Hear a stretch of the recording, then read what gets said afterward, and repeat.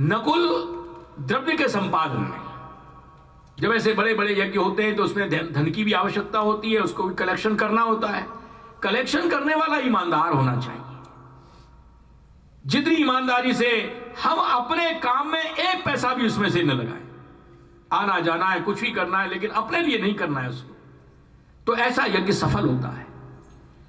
यहां पर तो हम देखते हैं सभी लोग इसी वृत्ति के हैं, रोजाना लेते हैं। हम तो आंखों देखी बात देख रहे हैं कि सब लिए व्यवस्था में लग गए, भोजन के बाद में सब इनको कपड़ों को उठाने में लग गए। ये सब यज्ञ के कार्य हैं, इनमें अपना गौरव समझना चाहिए। ये ना सोचे कि भाई ये तो इनका काम है, ये कर लेंगे, हमारा क्या वो है। नहीं, हर व्यक्ति ये सोचे ये हमारा कर्तव्य है, हमारा यज्ञ है।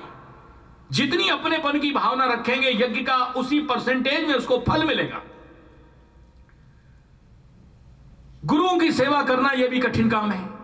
गुरुदेव ने कहीं फटकार दिया किसी बात पर तो एकदम रूठ के बैठ गए, अरे हम तो इनकी सेवा के लिए सोच रहे, खामाखाई नाराज हो रहे।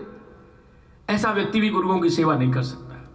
गुरुओं की सेवा कौन कर सकता है? जो जितना निर्हम होगा, बच्चों जैसा स्वभाव हो, मारो फटकारो तो नहीं जाऊं और सरक सरक तुम ही पे आऊं। छोटा बच्चा होता है, मां उसको पीटती है, डांटती है, रोता भी है बच्चा, लेकिन जाता मां की गोद में।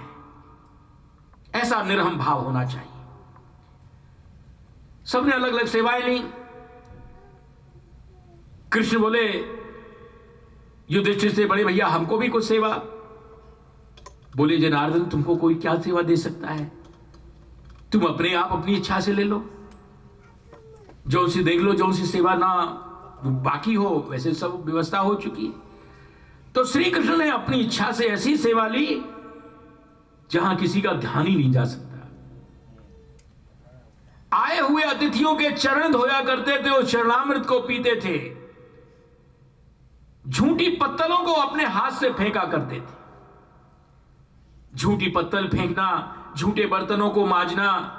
घर गृहस्थी में अपने घर में है, कोई साधु संत आए हुए हैं, गुरुजन आए हुए हैं, उनके झूठे बर्तनों को अपने हाथ से मांजा जाए, ये गौरव की बात है। लेकिन भाई बड़े घर की जो स्त्रियां होती हैं, जो पैसे वाले हैं, उनके भाग्य में ये सेवा नहीं होती है, क्योंकि वहां पर नौकर चाकर भी रह जाते हैं, वो काम कर लेते हैं, वो इससे बचते हैं। ये तो भाव से होता है। भगवान से बड़ा तो कोई हो नहीं जाएगा।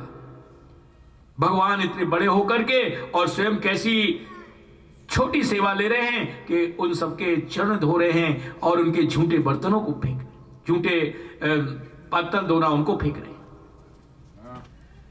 यज्ञ सफल हुआ, संपन्न हुआ। ब्राह्मणों ने महाराज युधिष्ठिर को द्रौपदी जी के साथ में यज्ञांत स्नान कराया, उसके बाद में अन्य सभी ने यज्ञांत स्नान किया। शाल्व जो थे ये शिशुपाल के मित्र थे। जब इनको पता लगा कि कृष्ण ने शिशुपाल का वध किया है तो उन्होंने प्रतिज्ञा कर ली कि मैं सारी पृथ्वी को यादव विहीन कर दूंगा। महादेव जी की आराधना की, एक मुट्ठी धूल फांकने रह जाया था, ओम नमः शिवाय जाप करता रहता। एक वर्ष में महादेव जी प्रसन्न हो गए और उन्होंने उसके लिए एक कामक विमान दिया। अभेद्य था, अछेद्य था, उसमें युद्ध की सब सामग्रियां मौजूद थी, उस पर कोई अस्त्र शस्त्र का असर नहीं होता था, अपने मन के वेग के अनुसार वो चलने वाला था।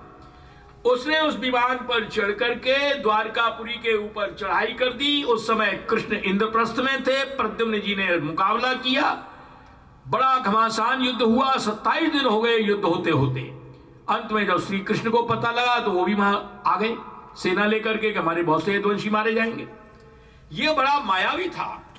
इसने अपनी माया के प्रभाव से जब श्री कृष्ण आए तो उनके पास में ऐसी रचना कर दी, एक दूत आया भागा भागा, बोले देव की माता ने मुझे आपके पास में भेजा है और आपके पिताजी को शाल के दूत पकड़ कर ले गए। ऐसा कह के झट गायब हो गया।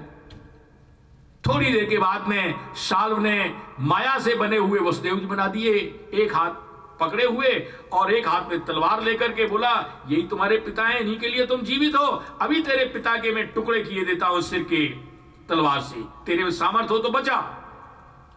माया से बने हुए वसुदेव जी के सिर में एक तलवार मारी, सिर धड़ से अलग हो गया। श्री कृष्ण प्राकृतिक लोगों की तरह से शोक करने लगे, दुखी हुए। लेकिन जब उन्होंने देखा नीचे न तो वहां सिर है न धड़ है, समझ गए ये बड़ा मायावी है, इसने माया का प्रयोग किया है। अंत में श्री कृष्ण ने अपने सुदर्शन चक्र से उसकी माया को नष्ट कर दिया और शाल का वध कर दिया। दंतवक्त राय अपनी गदा लेकर के बोले अच्छा हुआ तुम मेरे सामने आ गए, अब नहीं बच पाओगे। श्री कृष्ण ने अपनी कौमोद की गदा से उसको भी खत्म कर दिया। विदुरथ आया, विदुरथ को भी समाप्त कर दिया। इधर दाऊजी को पता लगा कि कौरव पांडवों के बीच में महाभारत का युद्ध होने वाला है। सोचा हमारा रहना ठीक नहीं है, तीर्थ यात्रा के बहाने से निकल गए। नैमिषारण्य में पहुंचे, वहां पर सूत जी अनेकों ऋषि मुनियों के बीच में भगवत चरित्र सुना रहे थे।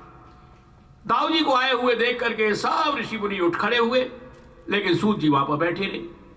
मर्यादा का अतिक्रमण देख करके उन्होंने एक तिनका लिया, मंत्र पढ़ के उधर फेंक दिया। सूत जी वहीं की वहीं समाप्त हो गए। ऋषियों ने कहा कि महाराज हमने तो इनको यज्ञ पर्यंत आयुष प्रदान किया था, हमारा यज्ञ भी खंडित हुआ और आपके ऊपर भी हत्या लगी। बोले देखो इन्होंने मर्यादा का अतिक्रमण किया है।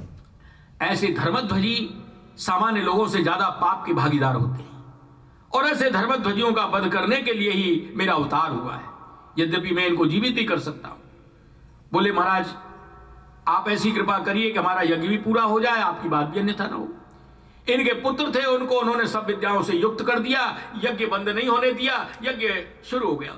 उन्होंने यज्ञ पूरा कराया। ऋषियों से कहा और कुछ हमारे लिए आज्ञा हो। बोले यहां पर इलबल का लड़का एक बलवल है, बड़ा प्रतापी, बड़ा बलवान था, यज्ञों को दूषित किया करता, कभी मांस मदिरा रक्त आदि अस्थियां फेंक दे यज्ञ में। बोले आप उसका वध कर दीजिए। दाऊजी ने कहा ठीक है। अपने हल से उसको खींच करके मूसल से उसके सिर को कुचल दिया, समाप्त कर दिया। बोलो दाऊजी महाराज की। इसके बाद में गोमती गंडकी आदि स्थानों में होते हुए सप्तगोदावरी गए और श्रीरंग, हरिद्वार, मथुरा आदि बहुत से तीर्थों में गए। जो लोग दाऊजी के इन अद्भुत चरित्रों का श्रवण करते हैं, सवेरे संध्या स्मरण करते हैं, विष्णु स दयितो भवे, तो विष्णु भगवान के अतिशय प्रिय हो जाया करते हैं। बोलो दाऊजी महाराज की। सुखदेव जी महाराज राजा परीक्षित से बोले राजन अब तक हमने तुमको बहुत से चरित्र सुनाए, अब हम तुमको एक ऐसा चरित्र सुनाने जा रहे हैं जिसका भगवान भी गान करते हैं। वो चरित्र है श्री कृष्ण के परम मित्र सुदामा जी का। ये सुदामा जी श्री कृष्ण के बालापन के मित्र थे। ये बड़े निर्धन गरीब थे, बड़े विद्वान थे, लेकिन इनका एक व्रत था अयाचक व्रत। कभी किसी से याचना नहीं करते थे।